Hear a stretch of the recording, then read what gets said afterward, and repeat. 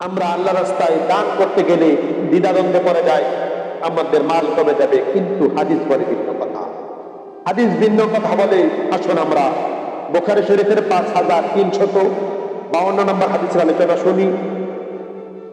5352 নম্বর হাদিসের আলোচনা। قال رسول الله صلى الله عليه وسلم قال الله تعالى انفقوا يا ابن آدم انفقوا عليك, তোমরা আমি আল্লাহ রাস্তায় ব্যয় করো, আমিও তোমাদের জন্য ব্যয় করো। হাদিস বলে তুমি যদি আল্লাহ রাস্তায় ব্যয় করো, আল্লাহ তাআলা তোমার জন্য ব্যয় করবে। সুবহানাল্লাহ সুবহানাল্লাহ। হযরত মূসা আলাইহিস সালামের জামানায় এক দরিদ্র কৃষক, তার 300 বছর অতিবাহিত হয়ে গেছে। মূসা আলাইহিস সালামের জামানার মানুষ 300 বছর থেকে শুরু করে 700, 800, 1000 বছর পর্যন্ত হায়াতে জিন্দেগিতে চলাফেরা করত। ওই ব্যক্তি যখন হাদিসের আলোচনা, ওই ব্যক্তি যখন এই কথা শুনলেন যে আল্লাহ পাক রব্বুল আলামিনের রাস্তায় যদি কেউ দান করে তার দান বৃদ্ধি পায়, আল্লাহ পাক রব্বুল আলামিন তার রিজিক বাড়িয়ে দেয়। ওই ব্যক্তি চিন্তা করলো, আমি কৃষক মানুষ, আমার বয়স প্রায় 300 বছর অতিক্রম করেছে, আমি মনে হয় 300-400 বছর বাঁচবো। এখন আমি মানুষ সবাই কোনো টাকা পয়সা আল্লাহর রাস্তায় দান করতে পারে না, বাকি জীবনে পারবো কিনা তাও নিয়ে সংশয় আছি। ওই ব্যক্তি চিন্তা করলেন যে আল্লাহ পাক রব্বুল আলামিন বলেছেন, এই পৃথিবীতে যত মানব জাতি সহ যত সৃষ্টি আমার আল্লাহ এই দুনিয়াতে পাঠিয়েছেন, সমস্ত সৃষ্টি রিজিকের ফায়সালা আমার আল্লাহর হাতে, আল্লাহর জিম্মায়। এই খবর যখন ওই ব্যক্তির কাছে পৌঁছে গেল, ওই ব্যক্তি মূসা আলাইহিস সালামের কাছে দৌড়ে গেলেন। আল্লাহর পয়গম্বর মূসা, হে আল্লাহর পয়গম্বর মূসা, আমি আপনার কাছে আসছি, আমি জানতে চাই আমি দুনিয়াতে কত বছর বাঁচব, আপনি যদি আল্লাহর কাছ থেকে জেনে আসতেন। তো মূসা আলাইহিস সালাম বললেন, আল্লাহ পাক রব্বুল আলামিন হয়তোবা তোমাকে আরো 400-500 বছর এই দুনিয়াতে হায়াতে জিন্দেগি রেখে দিয়েছেন।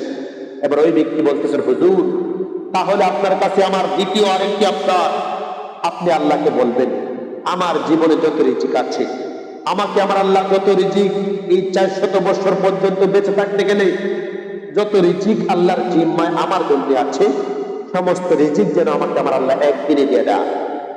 মূসা আলাইহিস সালাম বললেন, হে ব্যাকুল মানুষ, যদি আল্লাহ তোমাকে একদিনে তোমার সমস্ত রিজিক দিয়ে দেয়, সমস্ত রিজিক যদি তুমি একদিনে খরচ করে ফেলো, বাকি 400 বছর তুমি কিভাবে চলবা?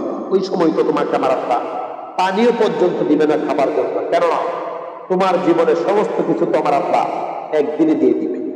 ওই ব্যক্তি বলতেছেন, সেই টেনশন আপনার নয়, সেই টেনশন আমার। বাকি 400 বছর, 350 বছর কিভাবে আমার জীবন চলবে, সেই টেনশন আমার। আপনার টেনশন করতে হবে না, আপনি আল্লাহর কাছে যান, গিয়ে বলুন আমার জীবনের সমস্ত রিজিক একদিনে যেন দিয়ে দেয়।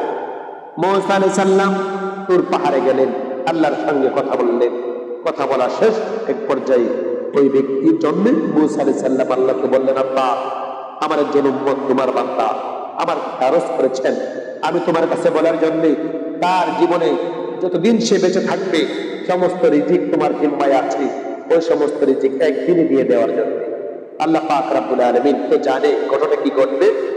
আল্লাহ বলতেছেন, মূসা, তাকে যদি একদিনে সমস্ত রিজিক দিয়ে দেয়, ওই ব্যক্তি যদি একদিনে খরচ করে ফেলে, বাকি 400 বছর কিভাবে জিন্দেগি পার করবে? তুমি তাকে জিজ্ঞাসা করে আসছো? মূসা আলাইহিস সালাম বললেন, আল্লাহ, আমি তাকে জিজ্ঞাসা করে আসছি, সে বলেছেন সেটা তার ব্যাপার, তার ব্যক্তিগত ব্যাপার, তার ব্যক্তিগত ব্যাপারে আমি হস্তক্ষেপ করার জন্য সে আমাকে না করেছে। আল্লাহ পাক রব্বুল আলামিন মূসা আলাইহিস সালামকে বললেন, যাও, তাকে গিয়ে বলবা আগামী কালকে ওই যে উঁচু পাহাড়টা আছে, ওই উঁচু পাহাড় নিচে তার সমস্ত তার 400 বছরের জিন্দেগির যে রিজিক আমি আপনার জিম্মায় আছে, সমস্ত রিজিক তাকে আমি দান করে দিব, ওখানে স্তূপ করে রেখে দিব।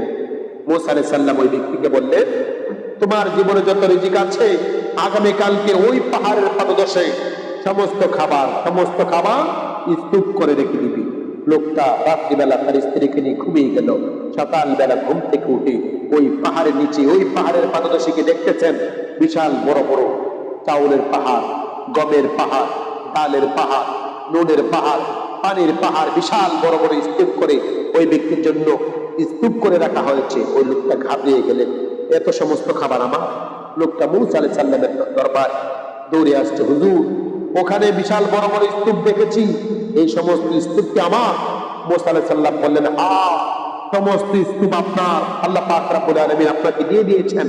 এবার ওই ব্যক্তি কি করলেন, মাইকিং করে দিলেন, এলান করে দিলেন, তার সমাজে তার রাষ্ট্রে এলান করে দিলেন, যত বাবুর্চি আছে সমস্ত বাবুর্চিকে এলান করে দিলেন, ভাইয়েরা আপনারা আমার বাড়িতে মেজবানি দাওয়াতের ব্যবস্থা করব, আপনারা আমার বাড়ির যে জিয়াফতের ব্যবস্থা করব, আপনারা আমার সমস্ত জিয়াফতের যেমন যা মাল আছে একদিনে খরচ করব, আপনারা আসেন।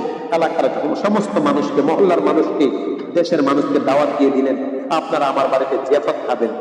সমস্ত মানুষকে দাওয়াত করা হলো, সমস্ত মানুষ আসছে তার বাড়িতে। সে কি করলেন, একদিনে সমস্ত কিছু খরচ করার কাজ কমপ্লিট করে ফেললেন। মুসা আলাইহিস সালামকে ওখানে ইনভাইট করা হয়েছে, দাওয়াত করা হয়েছে।